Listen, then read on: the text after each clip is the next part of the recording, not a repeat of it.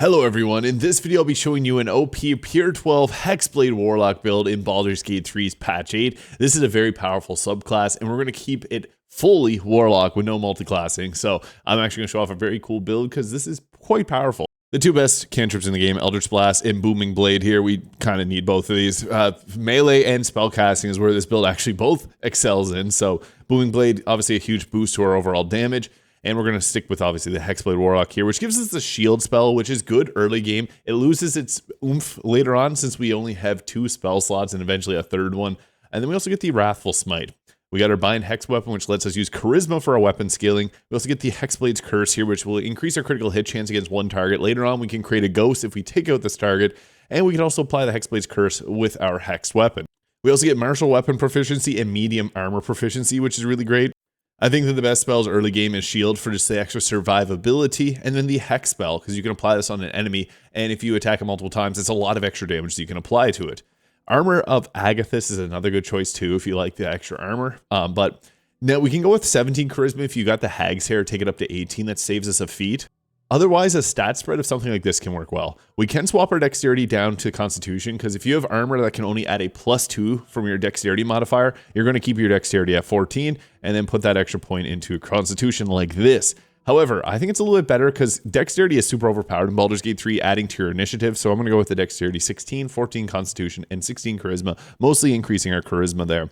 Our skill proficiencies, deception is one that's really great, because it affects dialogue rolls. Now, into level 2, we get our Eldritch Invocations. I actually think that Devil Sight is possibly the best one here because this allows us to see in magical darkness, which no other enemy can. It's a core principle of the Warlock. However, Repelling Blast with Eldritch Blast lets you push away. I think the best two at this level is to take Repelling Blast and Devil Sight. If you don't use darkness whatsoever, take Agonizing Blast, which will add a +3 to our Eldritch Blast beam, so it's a charisma modifier. Pretty good too. Also, if you're the face of the party, Beguiling Influence can be nice. Get proficiency in Deception and Persuasion.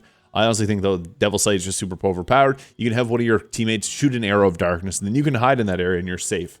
For our spell here, I think Armor of Agathis is a good choice, or Hellish Rebuke if you like to do a little extra damage with that. Early game for a combat, we're going to be using Booming Blade to attack with, Eldritch Blast if you can get the pushback to knock an enemy off of a ledge, and otherwise applying Hex to deal a little extra damage. Level 3, we're going to take Pact of the Blade. This allows us to get the extra attack, which we normally wouldn't get, and this is very powerful. We don't want to miss that. Now, at level 3 here, we get some level 2 spells are actually stacked for the Hexblade Warlock. Misty Step is a really good one.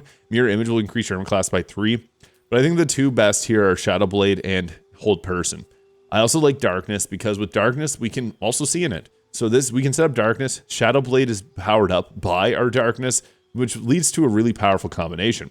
But what we can also do is remove our Armor of Agathis here. If you find you're not using it as much and you really want to grab another level 2 spell like Shadow Blade, which you can use free cast on, you can go with that. Or you can add in Misty Step, which is really good at level 3 because survivability is everything.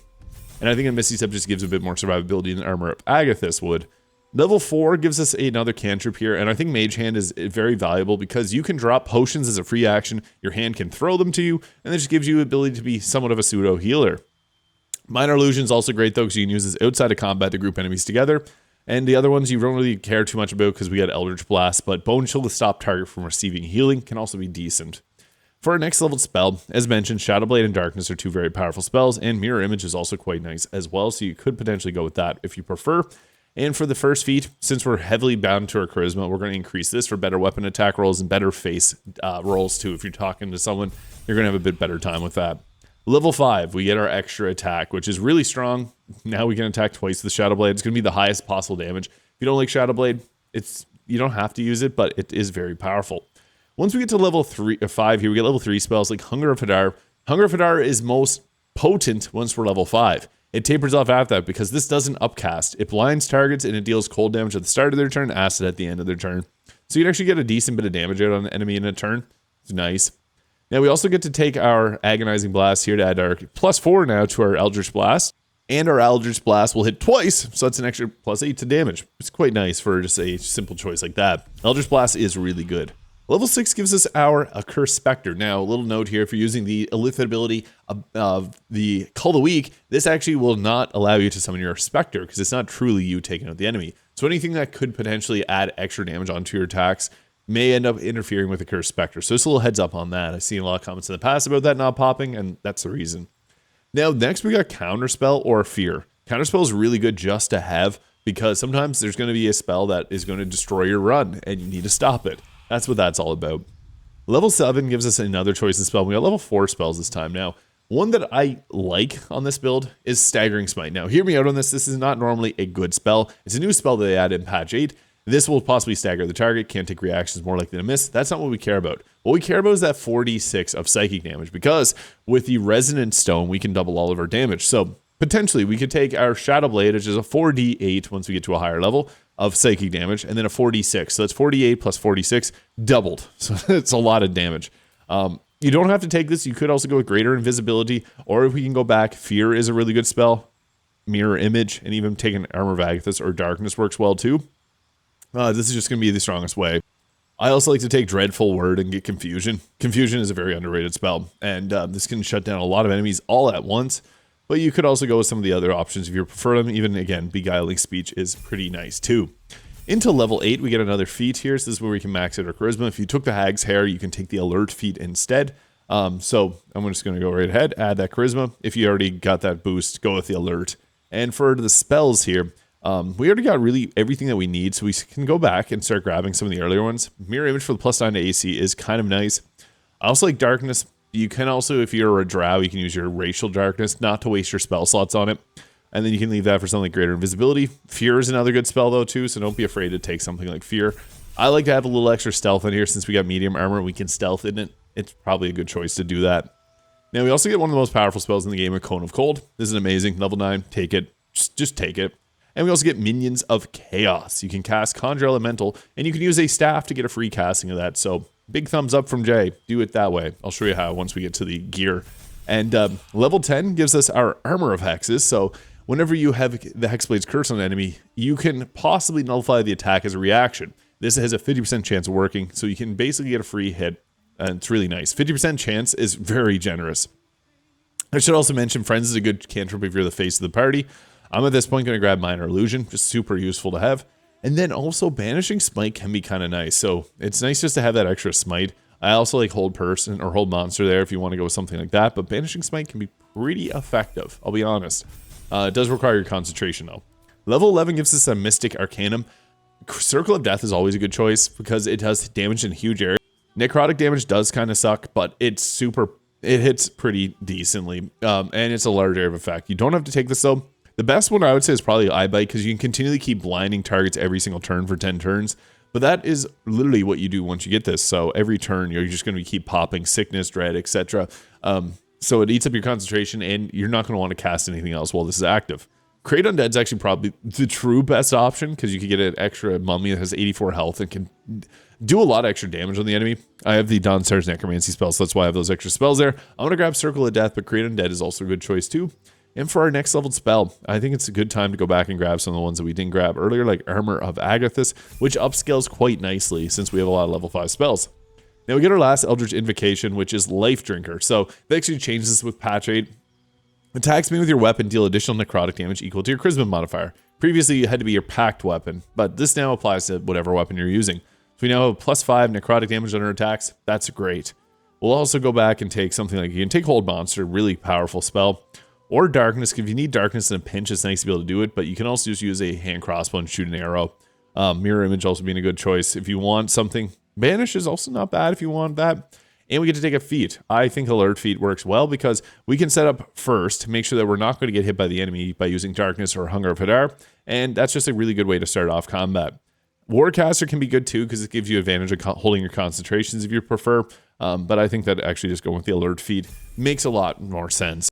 And the armor mod that my character currently has on is the Armor or the Kiss of the Scourge mod. Alright, so weapons. Justiciar Scimitar can work nice, but I do think Shadow Blade is the absolute best weapon. If you're going early game, Fowler Aloof is another good option you can roll with. Even something like the Knife of the Undermountain King, which comes with the Shadow Blade ability, similar to the Shadow Blade, is a great choice too. You can also even go with like the Duelist Prerogative later on in the game. My personal preference though is to get ourselves a free casting using the Staff of Spell Power to summon in a elemental. So first off, we got the air, earth, fire, and water. Water is actually the best because it can set up, so its main punching attack will actually set up the enemy's vulnerability to our cold damage. So we can hit with a Cone of Cold. if you do the slam attack here, it'll make the target chilled, which then they'll take double damage from Cone of Cold. So that's our first staff that we're going to take. And then we can take Marka Heshker and go ahead. If you wanted to, you could use like the Bolts of Doom, which will give us, this could be good if you want to focus on casting at first, because Shadow Blade is a bonus action. So you can go in, you got Chain Lightning to cast, you got Lightning Bolt, so you can go and do a lot of damage with that. And then you can use the free cast to give yourself a Shadow Blade. And then this is nice because it's a level 5 version of it. You get it for free. You go ahead, boom, you got your Shadow Blade there, and it's going to do a 4d8 plus 8 psychic damage. So that's absolutely absurd. If you're going to go ahead with the Staggering Smite there, you see upwards of 70 damage. That is nuts, and that can be doubled. Now, we got a few different options for gear. Once you get to Act 3, the Birthright Hat, plus 2 to your Charisma, that's another extra damage point on a lot of our attacks. Great. And I actually think that that's one of the best choices too. Typically, I like the Hood of the Weaves a little bit better, but this works a bit better in these builds. Helmet of Arcane Acuity also works great too, because you can stack Arcane Acuity really easily using this. The Haste Helm, not a bad choice if you're early on in the game. That'll give you a bit extra movement speed. Use whatever cloak. I have the Cloak of Protection on there. There's only a few of them in the game. Armor of Agility is the best late game armor. The On T is the best Act 2 armor. And in the mid game, or early game, Act 1, I guess, mid-late Act 1, Adamantine Scale Mail is going to be the best. Early Act 1, just grab whatever best available medium armor, but this is going to be the first one you want to aim for, and eventually work towards the Armor of Agility. And also, if you want, you could use the Unwanted Masterwork Scale Mail. You just lose a point of armor class, but you get resistance to fire damage, so this will give us plus 2 to saving throws. Now, the Hellish Gloves are great, but I actually prefer to go with something a little bit different here with the Gloves of the Battle Mage's Power, because these actually trigger and give us Arcane Acuity, which gives us a plus to our spell save DC and spell attack rolls every time we attack with a spell or a cantrip that uses a weapon. So we got our Booming Blade, and what's actually cool is Shadow Blade counts if you just do a normal melee man-hand attack, that will give us Arcane Acuity. So this is really good to boost our spell casting. I have the Boots of Stormy Clamor to stack Reverberation. Whenever you apply a condition on a target, you inflict 2 turns of Reverberation. We can actually apply conditions really easily with this build. I also have the Viconia's Walking Fortress. This gives us 25 armor class, but we hypothetically, if we really wanted to, could get an extra plus 3 to our armor class. We get up to plus 28, which is nice. 30 with haste. Armor, the Amulet of Greater Health here. You can use whatever amulet you want. I'm just using this for the max health, just to showcase the build. We also got the Ring of Arcane Synergy here. So whenever we do our, when we attack with Booming Blade, we add a plus 6 to our weapon damage for 2 turns. That's huge, huge damage. And the Ring of Protection is also a great choice, but we could also go with the Shadow Cloaked Ring, which will add an additional 1d4 in lightly or heavily obscured areas, which is very commonly where we're going to be. That adds an extra 1d4 of psychic damage on top of that. Or you can use the Strange Conduit Ring when you have a concentration. That's an extra 1d4 of psychic damage.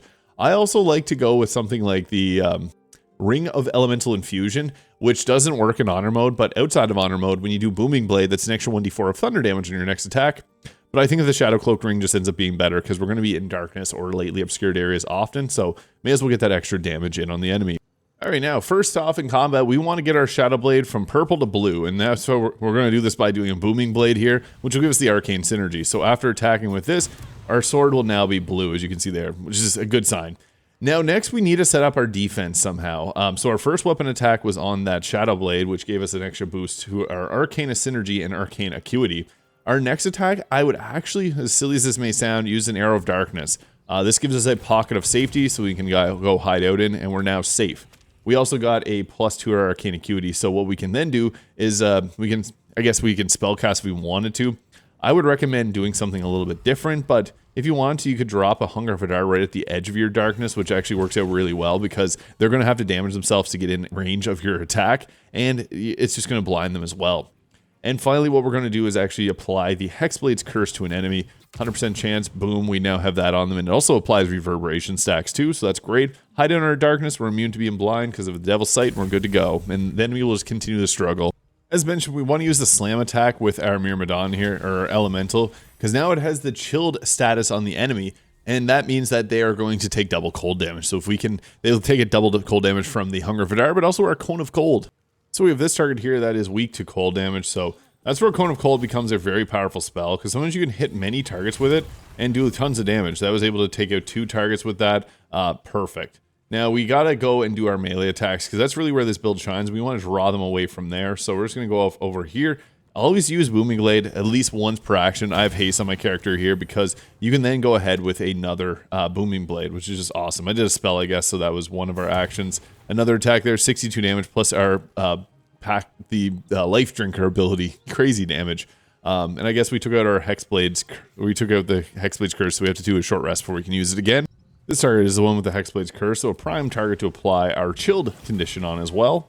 And again, Booming Blade is the answer, so we're going to start off with that. This will hopefully raise it. Yeah, there we go. They got the Accursed Spectre, because it wasn't used through the... If you call the weak again, it doesn't give you this Accursed Spectre, but now we got it summoned in, so that's great.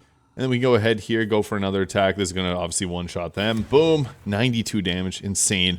And then we got one more action we can use. We got one more level 5 spell and a free level 5 spell, so...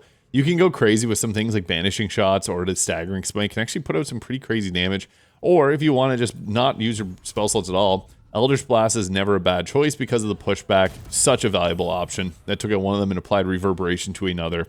And if you need a heal and you want to just pop down your Mage Hand, you can again do that. I'm just going to kind of not attack this one target left because I want to show off the Accursed Spectre's abilities. So we got that pop down, and then you can also do any of these other powerful abilities. I'm just going to skip my turn and let it do its thing. It's immobile there. It did its attack. It's stealing its life. 15 damage. Pretty solid choice. We also have our Mystic Arcanum Circle of Death there, so that's a nice spell. Hits in a huge area, though, so it'll damage myself, my Mage Hand, and everything else in between, but that is an OP pure level 12 Warlock build for the Hexblade in Baldur's Gate 3. If this video is useful, please hit the subscribe button below, and I hope you have a great day.